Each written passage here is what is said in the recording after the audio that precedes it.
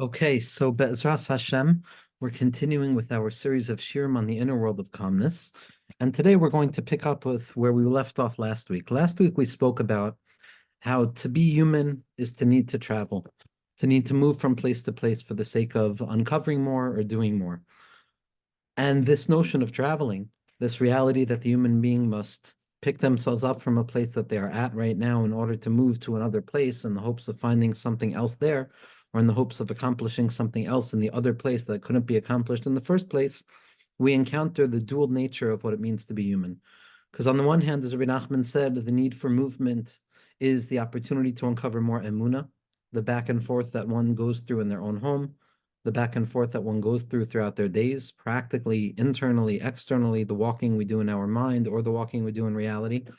But on the same point, the walking is a simon of a pagam and emuna, walking, the need to travel, the need to go from place to place in hopes of finding more beyond where I'm at right now is a sign of a chisaron. It's a lack of menucha. Because in truth, if I was capable of truly uncovering what was present in each and every moment, I wouldn't have to travel anywhere. And we spoke about how ultimately, like anything else in the world of menucha and the need to cultivate menucha from its apparent opposite, it's not by getting rid of the need to walk or getting rid of the need to travel that we're going to find the comfort of what it means to be a human being, but rather it's in embracing the reality of needing to travel. We're mahalchim. That's what it means. We walk, we move one leg to the other. We separate what appears to be one-leggedness of the malachim. We sever that unity. We encounter duality of one leg, one leg, one leg, one leg, ultimately to bring about the truest growth of what a human being is capable of doing. So instead of running away from the need to walk and just sitting idly by, we uncover the secret of strolling, which is drawing down the light of not needing to move anywhere into the moving somewhere, where I'm aware that I'm walking. Yes, I'm walking, but it's not out of a sense of urgency. I'm not running anywhere, nor am I running away from anything. Rather, I'm walking with a sense that wherever I walk is where HaKadosh Baruch Hu is going to be with me. In the lens of what Rabbi Nachman teaches us of Kol Makom Shani Holech, Ani Holech Rak Eretz Yisrael. Eretz Yisrael is the destination of all things. And when we say that every place that I walk, I'm encountering the destination, is the secret that the destination is uncovered within the walking itself. And we spoke about the secret of strolling, Mataya Lehem Began Eden. Because unlike Adam Harishon prior to the Chait, where we were placed, where we didn't have to arrive at where we found ourselves, but rather we simply found ourselves there prior to needing to arrive, there rests within the mind of the individual a secret place where we truly do feel absolute menucha. We're aware that we don't have to go anywhere. And that light of walking, that light of strolling, we said, is uncovered on Shabbos. And the secret of Paisim by Psiakatana, that a person during the week takes long leaps because we're stuck in a sense of urgency, of needing to collapse time, of needing to truncate the distance between point A and point B. And as quick as we can overcome that distance, the better, because we don't want to be held down or bogged down by the all too human reality of the need for duration and space. But when I learned to be Paisim by Psiakatana, I learned to take each and every step slowly, mindfully, consciously, with the awareness that anywhere that I'm walking, I am arriving in Eretz Yisrael.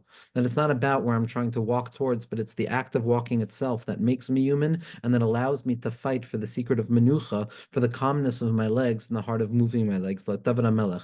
David HaMelech was able to have his legs dangling into hell. David HaMelech was able to have his legs scorched by death. He was able to have his legs dangling into the worlds of separation, but nevertheless, he was able to walk slowly. Yes, he chose to walk along the banks of where hell and heaven unified because it was specifically in that loss of calmness that David Malka Mashiach wanted to find calmness, which is the tendency of all of us to find calmness in a world that appears to take the opportunity away from us. And the goal is to learn how to stroll, to walk calmly and slowly.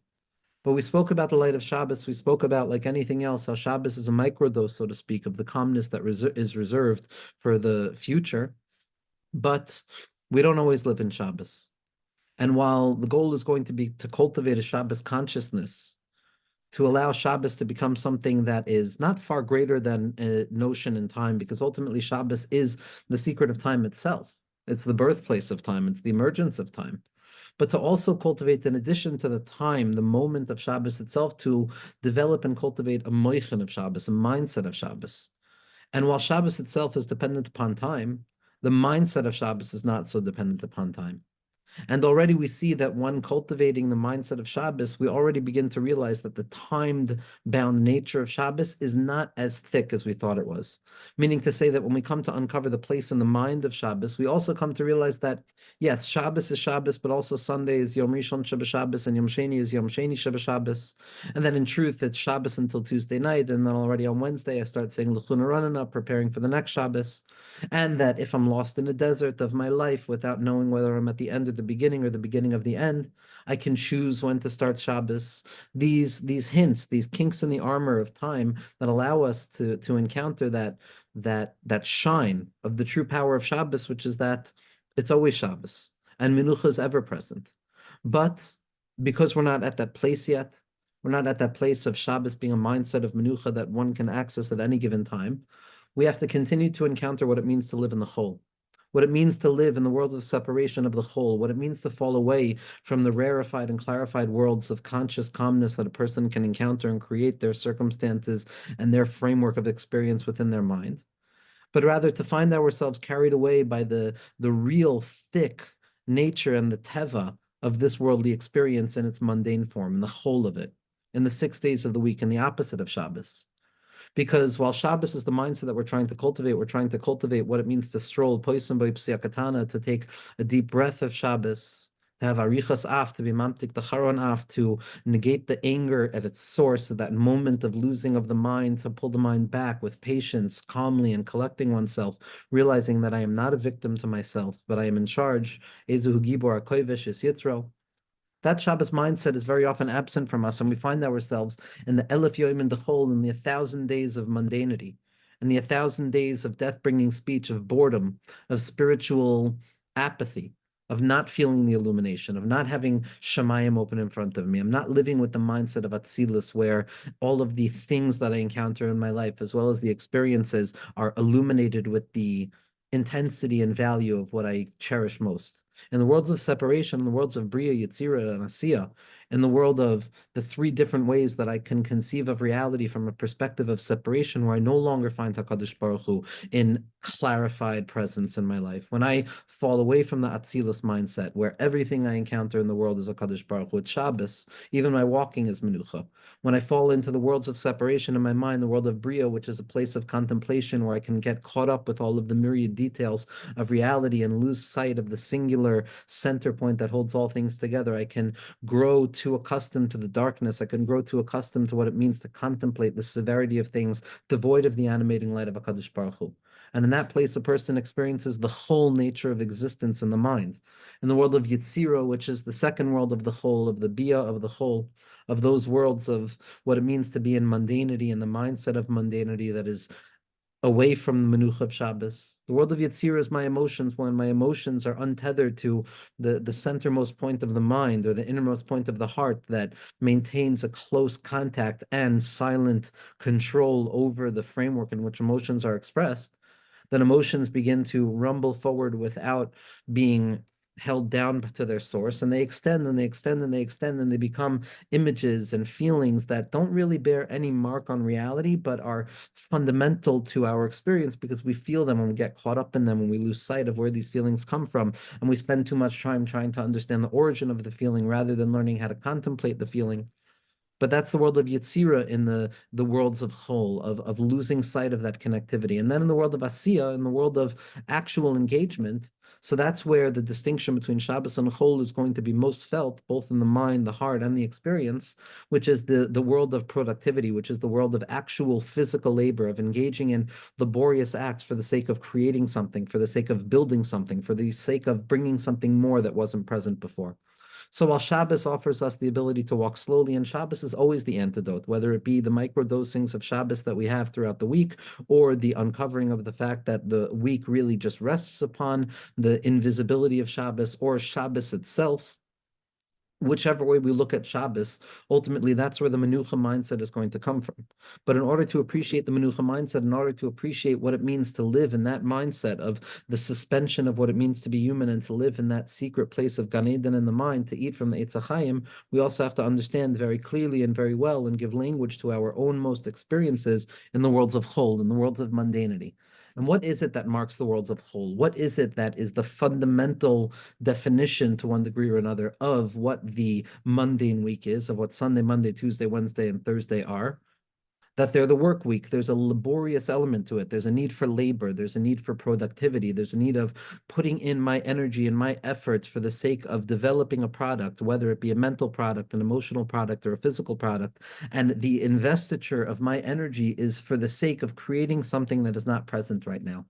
This is the birthplace of the labor mindset. This is the birthplace which is rooted fundamentally and constitutively in the very same conditions that create the notion of capitalism, which is that in order to be satisfied, I have to partake of a particular object. There's a specific object that is there to fill the void that I'm feeling in this moment. If there's an internal problem, then there's an external solution. If there's a deficiency, then there's something that will fulfill that deficiency. That's the two-step dance of the advertisement process of creating the notion in a person's mind that what I need in order to fill that missing piece is outside of me. And if I purchase it, if I devour it, if I crave it enough, then I will be satisfied.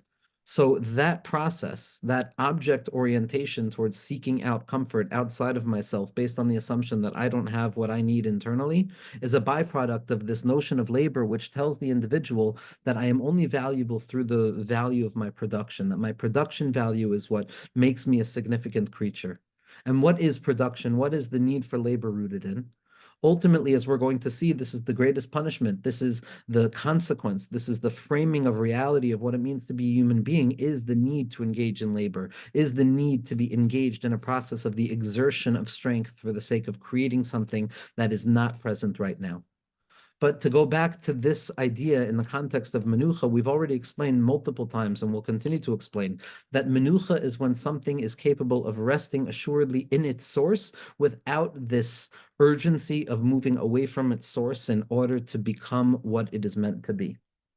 Very often, growth is motivated by a deep sense of deficiency at the core.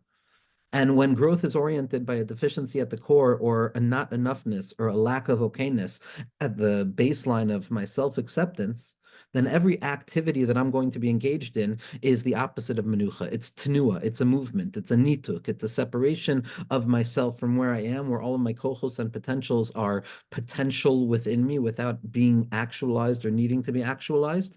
And tenua and movement and labor of any kind, mental, emotional, or physical, and all of them are always present in each ounce of labor, is a removal of myself from myself for the sake of expressing myself or projecting myself outwards so as to conquer more ground, to find that missing piece that will satisfy me, to build the thing that I need to build, to have this entity, this object, this concept, this idea that I am peddling forth in order to vindicate the sense of deficiency that rests at the core of the self. That is the drive towards labor, the need to build, to do, to accomplish, but that's driven out of an urgency of that if I don't accomplish, if I don't build, if I don't do, then I am not good enough. And that is the nature of the beginning of alienation of the person from themselves. Alienation is something that is fundamentally, inherently connected to the nature of labor, because ultimately all labor itself is alienation from the core of the self. The core of the self is capable, like we've said, on a mindful level and an emotional level, to find within itself enough, to be okay. To be okay with who I am, to be okay with how I am when I align myself with my best sense of self, when I try my hardest to alleviate whatever preventions block the path of me arriving at whatever spiritual or psychological point that I would like to arrive at, I can trust my intuition. I can trust the Nishmat Shaddai Tavinem, the fact that HaKadosh Baruch Hu speaks through the mind and the emotions of the individual. And that I can have a basic assumption that I have my best interest, unless obviously it's still in a territory where there are behaviors that need to be changed. These mindsets, these positionings towards finding calmness are not meant to be applied when there is some practical activity that a person can do that needs to be done, which is preventing the well-being of themselves. To apply these comforting elements and these therapeutic models from Pnimius HaTorah to a position where a person actually should be doing something or needing to be doing something beyond the way of thinking is to misuse them and misappropriate them, because the mind is not enough when it comes to needing to engage in activity. But when I have cleaned house and when my life is operating within the nakuda of Bechira, and today I can say that I have done my best to continue to take the next best step, the next right move. And what's always only revealed to us is the next step in Avodas Hashem. But when I can honestly say to the best of my ability, with the awareness of the deficiencies that rest in the heart of man and all of the conditionality that has given birth to who we function as, so if I can say that I'm doing what I need to operate at my innermost point, this is when these mindsets are fundamental. Because the opposite of this laborious notion of I need to produce in order to fulfill some pre-existent deficiency in myself, and that without my production, without my activity, without my labor, without my effort, without my investiture of self for some furthering of myself through some secondary object, that the motivating factor in a holy sense is going to be that I'm enough and I want to be more. I'm enough and I want to be more. I am enough, my potential form, what I have internally, at my shoresh, I have enough. Mentally, psychologically, spiritually, on a ruchniistic level, I have what I need. I don't have to go out searching for more and more. I need to learn how to uncover what is already within me. And from that place of enoughness, from that place of satiety, of an element of satisfaction that again takes into consideration the fact that the human being can never truly be satisfied. We know this already. Elama, our satisfaction comes about when we accept the irreducible kernel of dissatisfaction, when we learn to include that kernel of dissatisfaction within the experience of satisfaction, so then we can live as if we're satisfied. That's the satisfaction we're talking about. So when a person operates from a place of satisfaction, there's a birth, there's a rumbling towards more that is not built on an urgency to fulfill some deficiency.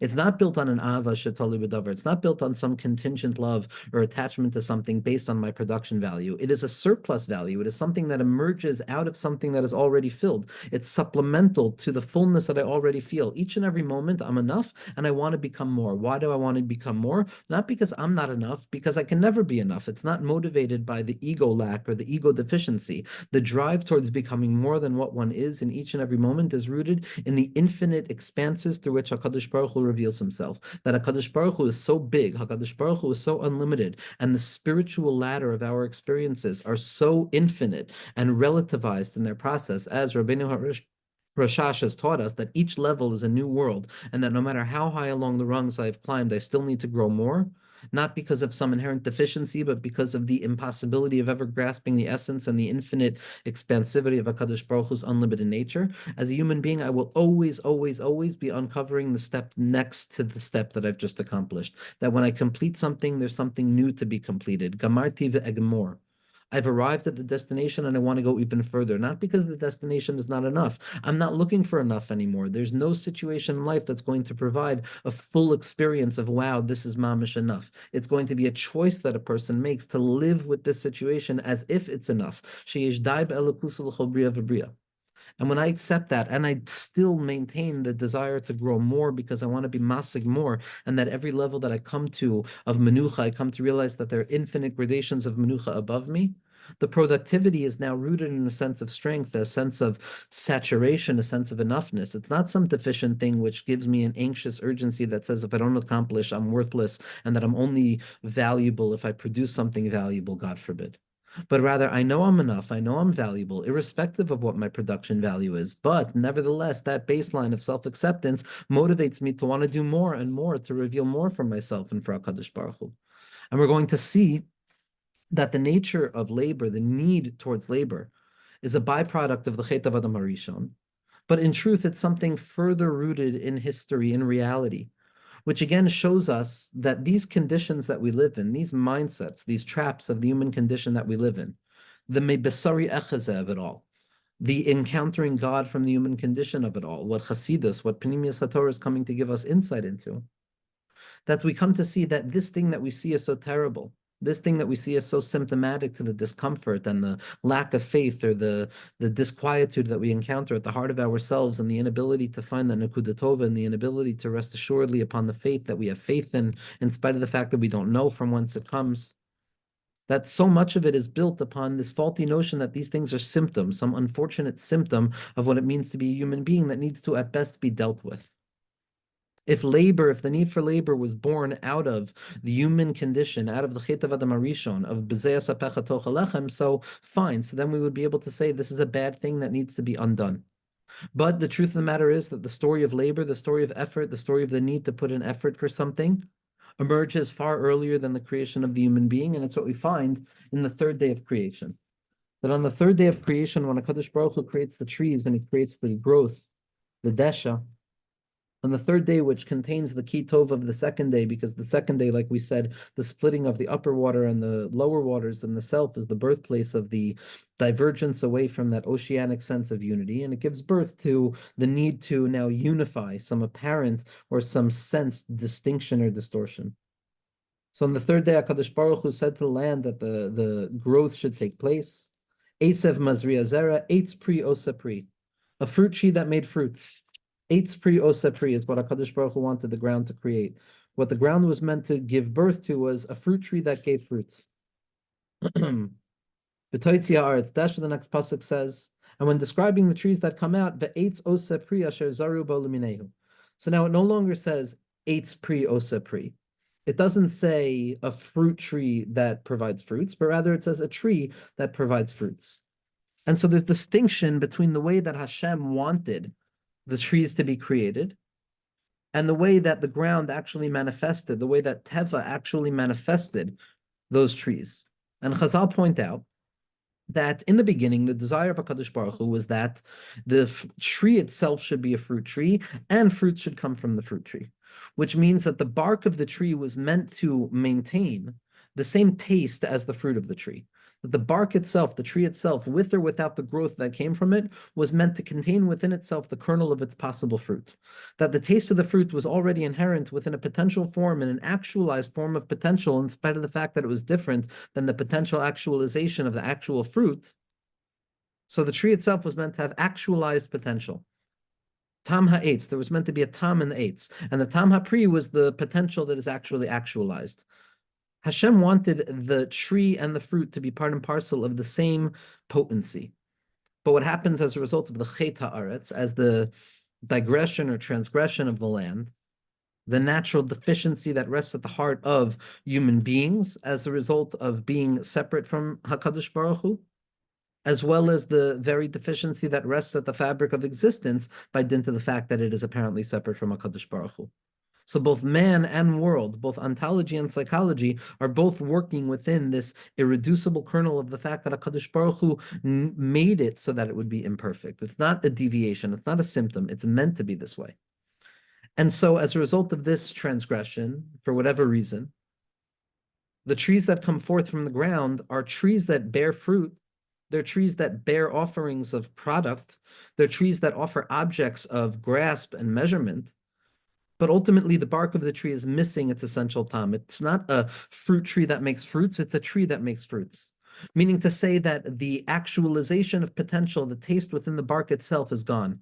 And all that's valuable is the actualized potential, which is the fruit that emerges. And so already here we see, as Rav Kook and Rav Hutner and all of the tzaddikim point out, there was a model of what it meant to be in reality. The ideal state of things was that the tree and the fruit of the tree should both contain the same essential quality. That, as Rav Kook describes, the bark of the tree represents the process that one goes through in life prior to production, prior to expression, prior to some identifiable thing that I've accomplished to make myself feel good about myself or to make myself feel valuable. But rather, even prior to actualization, the tree was meant to contain the essence of the goal. The goal and the path were seen and revealed to be part and parcel of the same thing. Hashem was everywhere revealed. There was still a process and a goal, but the process was not devoid of the illumination of the goal, nor was the goal devoid of the effort of the process, but rather there was a unified, impossible, paradoxical reality of effort and calmness that existed in one. That the path and the goal both illuminated each other. Yismach lev mavakshe Hashem, that the bikush itself, the searching itself, was endowed with as potent a spiritual experience as the arrival itself. And this was true in all things, that the process and the goal, the effort and the result were seen as ideals that needed to express themselves in two different ways, but nevertheless revealing a singular ideal. But as a result of the transgression of the land, there's a deviation now between the process and the goal. The goal is the goal, the fruit is the fruit will always taste like the fruit in order for an individual to yearn after the fruit, and all of its tam, reach, and all of the different qualities of what we yearn after, both positive and, God forbid, negative. But what was lost as a result of the transgression of the land was that the bark itself no longer bared the taste of the fruit. The effort itself was now devoid. It had lost the luminescence of the light of the goal. I no longer felt that everywhere I walked, I was walking to Eretz Yisrael. There was walking and then arriving at Eretz Yisrael. There was the effort, the labor, the investiture of effort, and the struggle and the alienation of self from itself. And then there was the gift, the offering of the fruits of my labor. There was a division set between potential menucha, where everything was as it was without need to express itself, and the fruit, which was the need for expression and the need for actualization. So what is born into the very fabric of reality, what is born into the very fabric of the trees themselves that emerge out of the world, that emerge out of this world, and all of the plants and all of the vegetation, which includes Gehenim and Gan Eden, all of the different trees, the Eitz Chaim, the Eitz Das, all of the Ha'adam Eitz Sadeh, the secret of Tu B'Shvat, the secret of learning what it means to be a person who's reflective of a tree or a tree that's reflective of a person, which are ultimately both rooted in a desire for hope and growth and the cultivation of self beyond preventions and beyond all of the extremes that seem to push back against possible growth. So this encounter of Yom Shlishi informs the very basis of reality to the degree that it pushes along the Chet of Adam Harishon. That the Chet of Adam Harishon is when this quality of the sin of the ground, this division between effort and arrival, this division between the need to toil and to remove myself from myself every time that I invest myself in something, every hammer blow is a removal from myself, every step is a removal from myself, every breath seems to be a removal from myself, reminding me that I'm not enough. Prior to this division, every step was endowed and infused with the recognition that I am enough and I want to take another step. I am enough and I want to allow the hammer to hit the stone again so that it can build something beautiful. That building and productivity were not rooted in a state of deficiency or privation, but rather they were binyanim mefuarim. They were, the goal of labor was to la'avdu l'shamra, to reveal more and more of HaKadosh Baruch Hu. And so as a result of this sin, as a result of this transgression of the ground, we find what happens later on with Adam and Chava.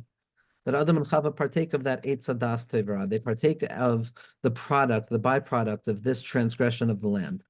And we see that as a result of this encounter, human experience is now defined by one particular thing. Human experience is now going to be defined by the need for toil, by the need for effort, by the need for labor. As the Meforshim point out, the Kli Yakar points out, and the Or HaChaim points out, is the opposite of Menucha.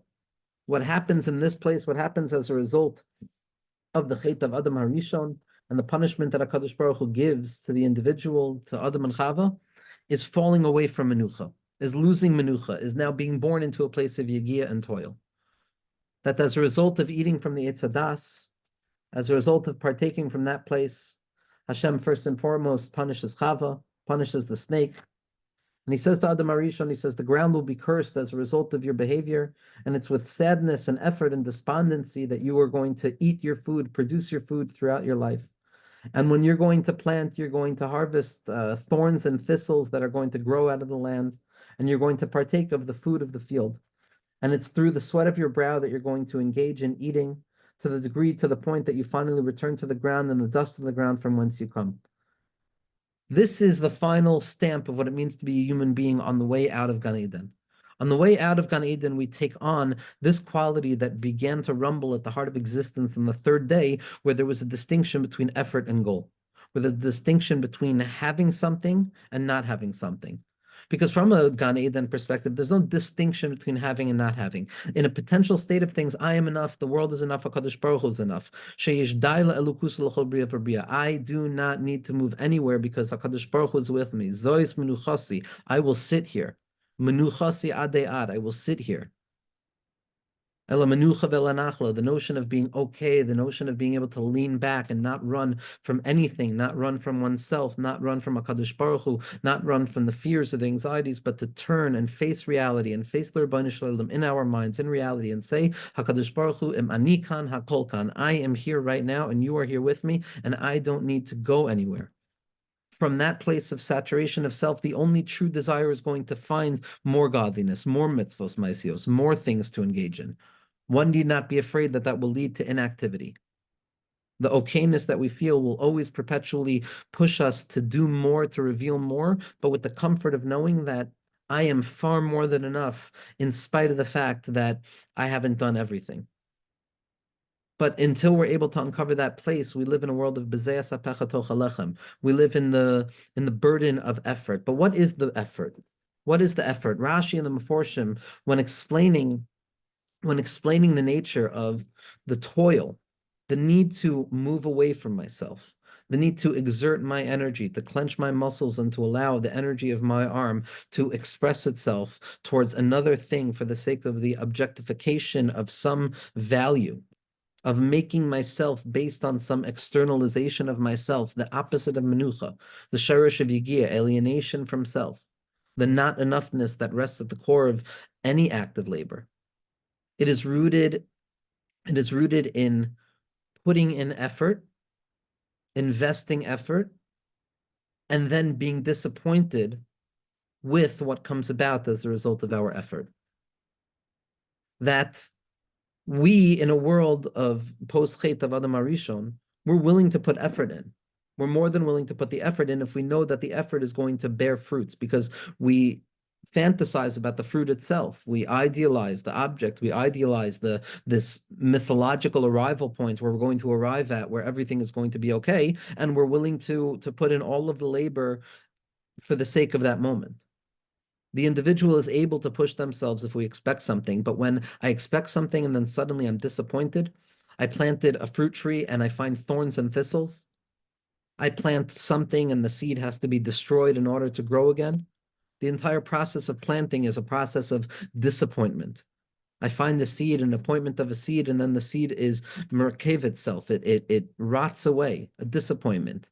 And then something new comes about. It's the birthplace of Amunah, but it's also the birthplace of insanity. Koitz v'dardar. That Adam Arishon is going to plant, and we're going to put effort in, we're going to invest our efforts, and we're going to extend ourselves beyond ourselves, and we're going to say that it's all for the benefit of this arrival to arrive at that point. And then when the point of arrival comes, it's not enough. It's not enough. It's not as we fantasized it to be. The experience, the feeling, whether it be spiritual, emotional, psychological, in all levels of self, is never enough. We're always on a certain level disappointed. And the disappointment reflects then back on all of the effort and all of the labor we put in. And now it gets infected with a certain sense of wastefulness. I wasted my time. The effort is meaningless if the only purpose of effort is so that it arrives at the destination that I'm so desiring of, or that I project. Then if I don't arrive at the desired projected point, then it reflects back retroactively on the labor that I put in, and it shows that it was avodah l'shav, it was meaningless labor.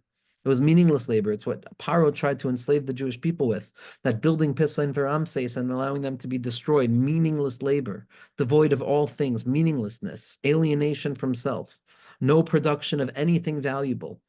And when the self is devoid of that self-sufficiency without production of value, then we're going to feel alienated further and further and further, and we're going to feel exiled from any place of being okay with who we are, which is the secret of Menucha. And this is the curse, this is the klal of Adam Arishon, that b'zeas apecha toch alechem. This is what it means to be a human being.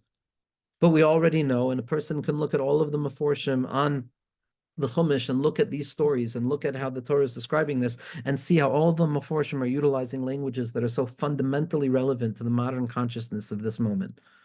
But suffice it to say that based on the Meforshim, what we can understand is that, yes, the punishment of being an Adam, the punishment of that transgression is now being stuck in a place of labor, in the Aleph Yom and the Chol, in those days of mundanity where I have to exert myself and I have to travel from place to place, dragging myself, always searching for the next thing that is going to hopefully promise salvation, only to look elsewhere, only to lose it, only to feel empty.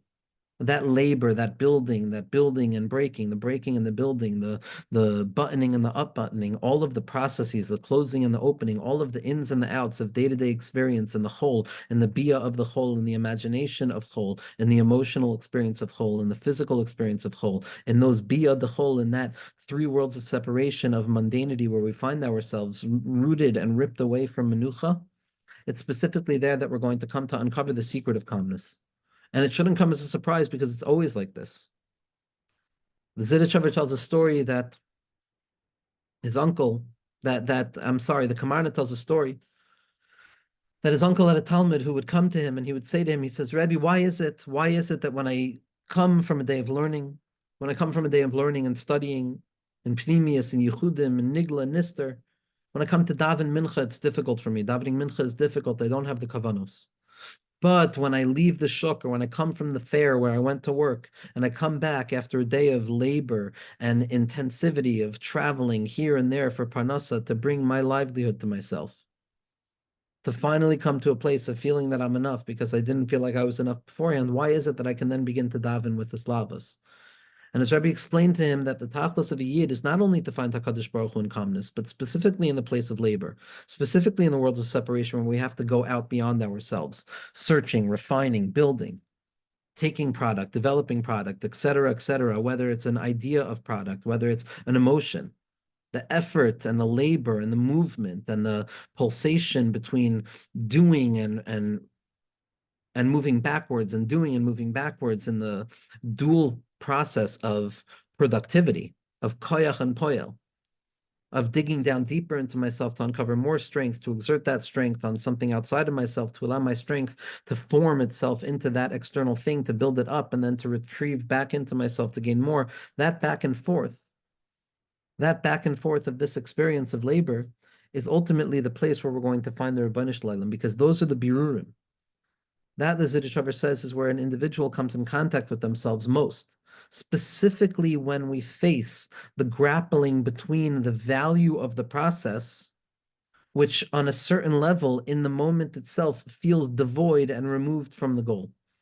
Living in a world of post the chait of the ground, the tam ha'etz and the tam ha'pri are no longer unified, and we live split between process and goal.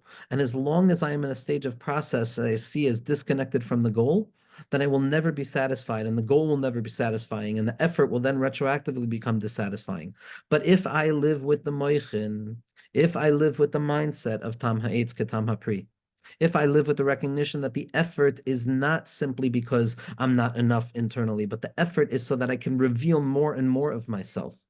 That the secret of effort, the secret of labor, as the Leshem Shabbat V'Chaloma explains to us, based on what the Ramchal is being masbir, is the secret of self-becoming. It's the secret of encountering prevention within myself and overcoming that prevention, encountering a sense of meaningless and purposelessness within myself, which takes me out of menucha, driving me outside of myself over and over, where I can then respond to it and find enoughness within myself.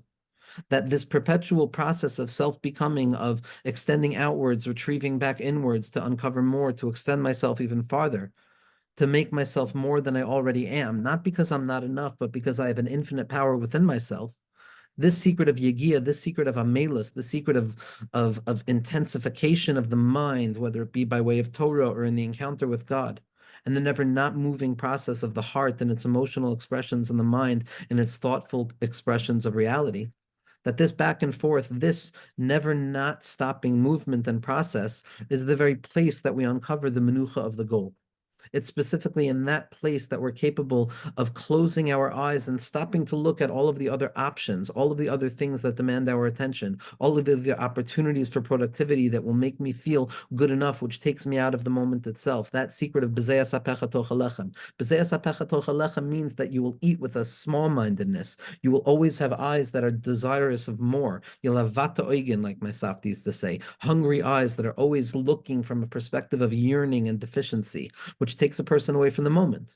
But if I can uncover the secret of enoughness, which is the secret of B'chol Derechecha De'ehu, which is the secret of the derech itself, which is the secret of Yismach Lev Mevakshe Hashem, that the effort itself is the goal, and that yes, the trees may have sinned, but it doesn't take away the baseline condition of what the essence of the Eitz HaChaim is, and that on a certain level I can gain access back to that place of living the process with the illumination of the goal itself and maintaining the illumination of the process within the experience of the goal itself, the secret of Yegia and Menucha B'Vasachas, of running for the train, but realizing that I'm on the train already, of encountering the two levels of Kesser, the externality of Kesser, which is the Arich Anpin, which is the never not motivated movement towards self, of becoming more and more, and effort and effort and effort, and the world of B'zeas hapecha toich halechem. But at the very same moment, to see Ve'ar Menucha Kitov, which is the level of Atik Yomin, the Tainug Ha'amiti that rests at the heart of the individual.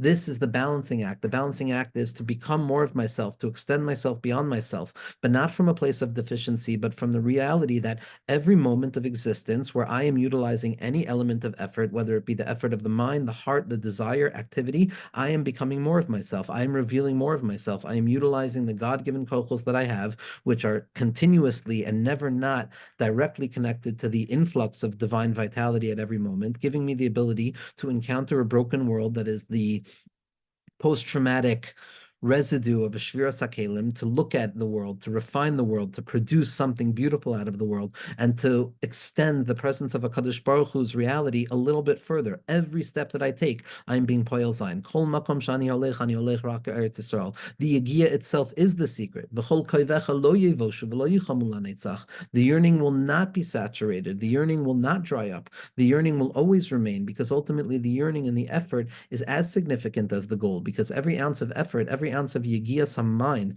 every ounce of effort in the mind and the heart and the soul is ultimately another opportunity for me to draw down the secret of menucha.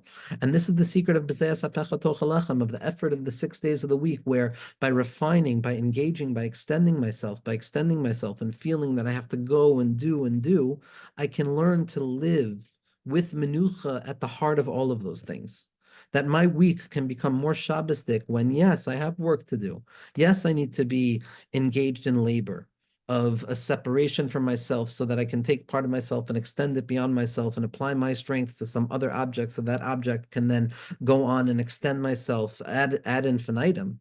All of those nitukim, all of those alienations from self. In the end of the day, I can find menucha in there. I can find menucha. V'yatzich molispo. This is exactly where I'm going to find menucha. It's specifically in the process, in the Zen-like process of using my hands, of being engaged in whatever behavior that I'm engaged in, but with a hiskashus to the reality that HaKadosh Baruch Hu, you're here with me. There's nothing outside of the realm of HaKadosh Baruch Hu. HaKadosh Baruch Hu is the source of menucha. And in a nearly impossible way, the Ramchal explains this exactly. We're always living with the Ramchal and Adir Bamarom, especially when it comes to uncovering the human condition itself. But I'm gonna read the Ramchal and Adir Bamarom right now, and this is on page 414. And I want to just read about what the Ramchal is describing as the human condition, and then we'll take it even further. That now I'm going to explain to you. The concept says, Rav Moshe Chaim Litzato, v'tiprakchena eine shnehem, and both of their eyes were opened. Consciousness develops as a result of partaking of the tree of knowledge. And this is what the serpent had said to them beforehand, that by partaking of the tree of knowledge, your mind, your eyes are going to be open. And this means that in the beginning, the human beings were almost like celestial beings, because we always followed the source. We were always inherently connected to our source without any sense or any possibility that I need to deviate away from my source. I need to extend myself beyond what I am in order to become what I am supposed to be. Everything was created in its source as it is meant to be. And so aside from the mitzvos, aside from the commandments and the desire to grow out of a position of strength that were commanded upon the individual, there was nothing that the human being was meant to do at the core of the human condition. That there's a deep sense that continues to exist, as we said, that doesn't want to do anything that necessitates moving away from the source of what I am and who I am. In the secret of that is the place that the spirit will return back to, that each person has that place of saturation where potential is actualized and I don't need to do more. And at that point, it was as if we were capable of walking with our eyes closed. We didn't need to look. We didn't need to look at the production of anything else. We didn't need to look at how others were viewing our production value, because I relied on the fullness of existence. And in that place, it was V'yanichehu b'Gan Eden, that HaKadosh Baruch Hu placed them in Gan Eden. It wasn't a walking. It wasn't an effort. It wasn't a labor to build that place. It wasn't a city that was built. That starts with Kayin, as we're going to see next week. But rather, it was the secret of calmness, the Soid HaMenucha, because they engaged and they lived, and their entire existence was illuminated by a connection to the upper illumination that came to them each and every moment. They lived their lives as is. Each moment was what it was because they were attuned to it, and they were ready to receive whatever it was that came their way. But when they descended from their original level, They now needed to pay attention to the things that were happening. We now became responsible to look and to judge and to gauge our production value, to see whether we're doing it right or wrong, to judge yes or no. And at that point, now we have to open our eyes and we have to pay attention. We have to be cautious because now there's a certain threat. It's the opposite of menucha. And now we needed to always be on guard. Lihiyos tamid b'machshava soveves. Ruminations. The mind is always perpetually circling. Afilu al inyane avoda. Even when it comes to spiritual matters, there is a never-ending, non-stop, undulating process of ruminations that take place in the mind. And the reason for this is that even though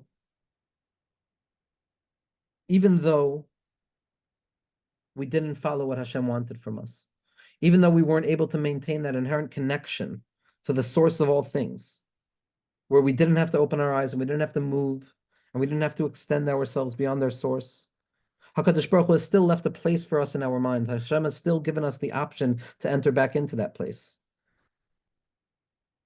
But nevertheless, as a result of the fact that our minds are perpetually in movement, we can't seem to get back there. That's the lahat acher v'misapeches that we're going to encounter next week, the thing that keeps us out of Gan Eden, the perpetual, never-ending process of the ruminations of the mind.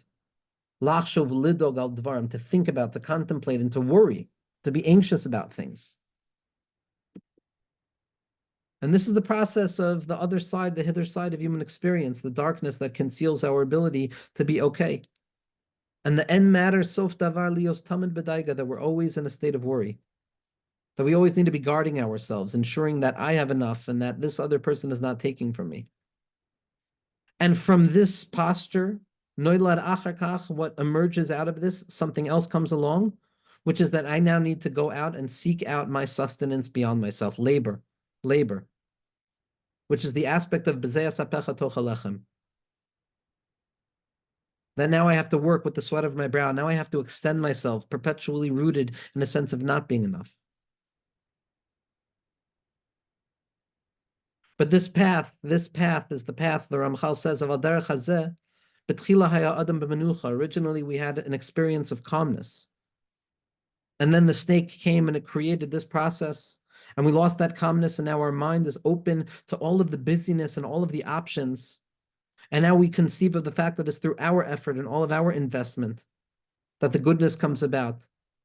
And now we have to force ourselves to engage in a process of finding the pleasure that we need. And yes, Adam Arishon was aware of the fact that it's specifically through this process that we come to know ourselves better. It's specifically through this descent into labor, into the world of effort in the mind, in the heart, in emotions, and activity, where we extend ourselves beyond ourselves, never feeling like we're okay, but always remembering that we're okay after having not feeling that we're okay, and then bringing that feeling of not being okay back into the safe framework of being okay, and extending the territory of menucha, of finding the ha'ara of elokus, specifically from the workplace itself, specifically in the busyness of life, specifically in the labor, specifically in the elongation and the duration of process that seems to be cut off from goal. Cut off from the goal. We wait. The goal exists outside of our minds. It's Behesach Hadas Mashiach comes. What remains for us is the effort. What remains for us is the open-mindedness, the open eyes. The open eyes that the Ramchal describes, which is the human condition, but it's this open-eyedness. It's our ability to see, to look at the world that allows me to actually look at what's happening when I'm engaged in labor. What are my hands doing? How am I engaged? What is this process? Who am I? What am I? What is the object outside of me and how do I relate to it? Is all of my value dependent upon this thing, or am I inherently valuable? And this thing is an extension of that value that I'm trying to impart upon the world. The building of the bridge, the Gesher Tzar Ma'od, back to that place where the effort was endowed with the illumination of the gold, that tikkun of the chet of the aretz, which is the secret of Tu B'Shvat, which is the secret of Ha'adam Eitz HaSadeh, that the individual, through the contemplation of the true aspect of Menucha, has the ability to find Menucha within Yigiyah itself. And then when we apply this concept of the movement of the mind to the experience of Talmud Torah, that as Rabbi Shimon Bar Yochai points out, as the Nefesh Chaim points out very clearly, that Rabbi Shimon Bar Yochai, Torasa umnaso, that yes, a person is burdened, yes, a person is tasked with the opposite of Menucha in this world. But there is a way of investing the experience of the opposite of Menucha as a spiritual process. Now, existence itself is a limud.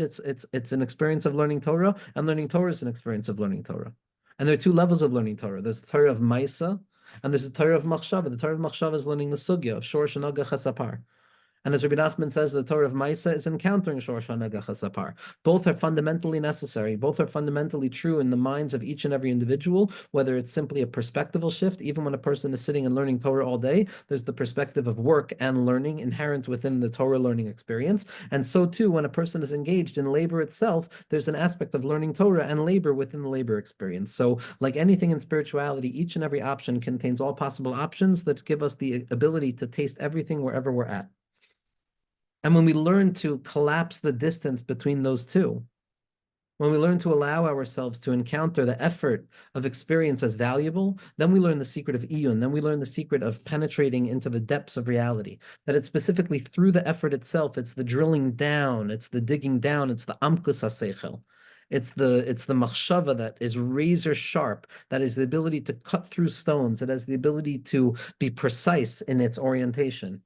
And yes, these are severe things, and it forces an intensity of the mind, as we know from Rav Chaim. Rav Chaim Brisker had to put his head into a bucket of ice, or near a bucket of ice, after he was learning a sugya, or it was the Beis Halevi, I forget who. But the mind moves, as the Gra points out. The mind of Beis Shammai, which exists within each and every one of us, is perpetually cutting and building, cutting and building, cutting and building, sewing new connections. The mind of Beis Hillel, which is also operant within us, is the one that's trying to calm it down. But the mind is always at war with itself. The Bina and the Chachma, the process, and the Yegiya Satorah, the Yegiya of the mind to try and understand Ratzon Hashem, to try and find that Nikud of Menucha, that V'yat Sichmo Lisbol, which gives us a new understanding. V'yat Menucha Kitov, we saw the Menucha is good. V'aretz Ki Na'ama, V'yat Sichmo Lisbol. So it's not only that, okay, Menucha is something good, so I'm going to have to work for it, but it's specifically in working for it that I'm going to uncover Menucha. It's specifically in the Chol itself that I can uncover Shabbos. It's specifically in the Yoimin of Chol, in the Bria, Yitzira, and Asiya of Chol, that I can uncover the light of Atzilus. And when I encounter the light of Menucha there, everywhere I walk is exactly where I am. Everything I'm doing is just building for HaKadosh Baruch Hu. I could dig a well, someone could come and cover that well over again, and I'm not going to blink an eye. That's the light of Yitzchak Avinu.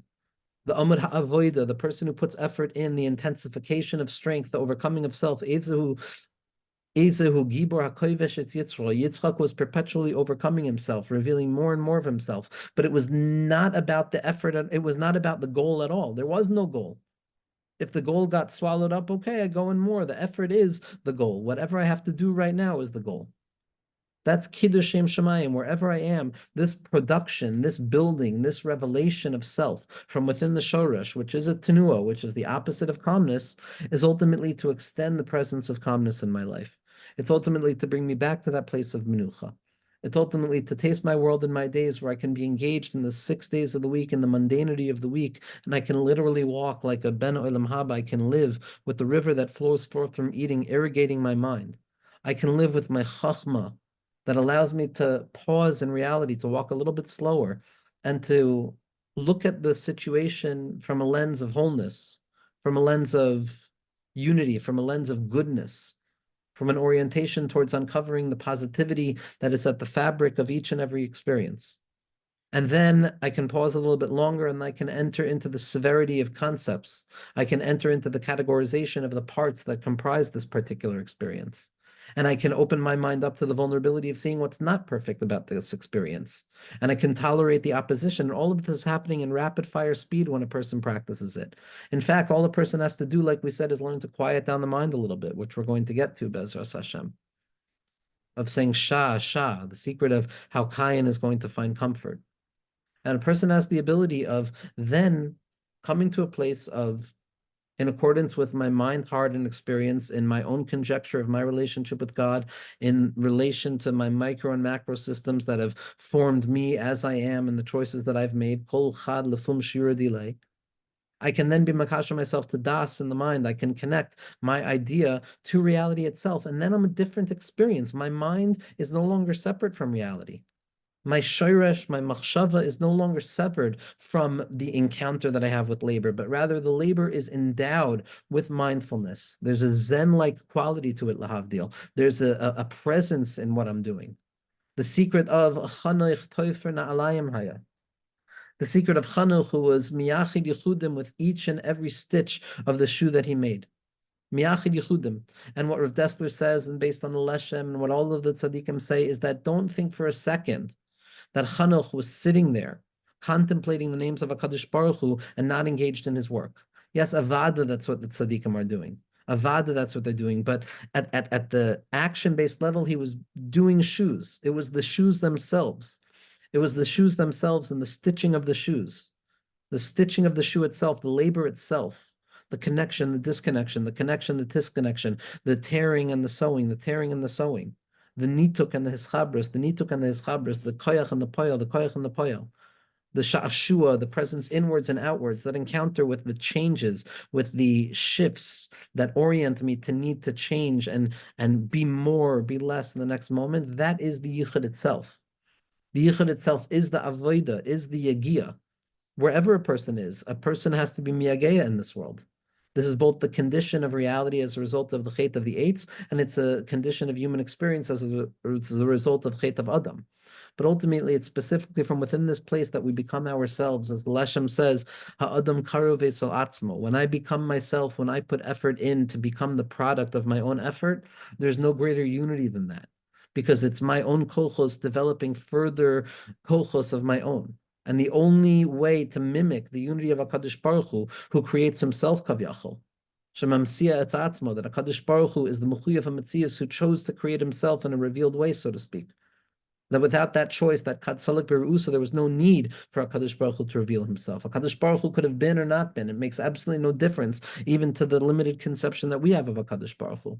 But HaKadosh Baruch Hu chose Kavyachol to reveal himself the same way that the human being is tasked with revealing ourselves. Ubacharta b'chayim, b'chira is the utilization of the sum total of my energy and my efforts to make the next right choice, to make the next decision that is going to produce more kavod shemayim. And when I produce myself, when I allow myself to become more than I am through overcoming the limitations of my own mind and allowing my own mind to beat my own mind, hiskabris ha'atzmios, the intensification of self, as the Rebbe Rashab describes, which leads to the speed at which labor takes place and the productivity. And specifically there that we touch the deepest unity, the impossible unity of the person becoming more of themselves at the very same moment. The secret of Mineu Bey, the secret of undoing the tzimtzum, the secret of finding myself in the process itself, and finding menucha in the opposite of menucha, of encountering a world of chanuch, toifer na'alayim haya, of learning what it means to leave Mitzrayim and entering back into the desert. The whole fear about leaving Mitzrayim and leaving the desert, Be'ezras Hashem, is ultimately a fear of needing to put that effort in. A terror at the face of effort, but with the wisdom of understanding that the effort is the goal itself, and within every ounce of expression of koyach, I can encounter the koyach amiti of HaKadosh Baruch Hu and koyach masav higel yamel l'teit l'nachal goyim, to give us the light of Eretz Yisrael, which is the secret of b'chol makom shani holech ani holech rak Eretz Yisrael. Then I can uncover the secret of the menucha within the yigiyah itself, and then sham yanucha yigiyah koyach.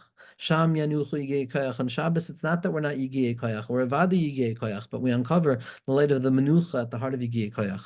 And when we encounter the worlds of separation of the weekday, which we encounter every moment of our lives, what we need to try and uncover is the light of Shabbos that exists there, the light of calmness, the light of Menucha Kitov, the light of the calmness that is operant at the heart of the avodah that a person is engaged in. Wherever I am is where I am.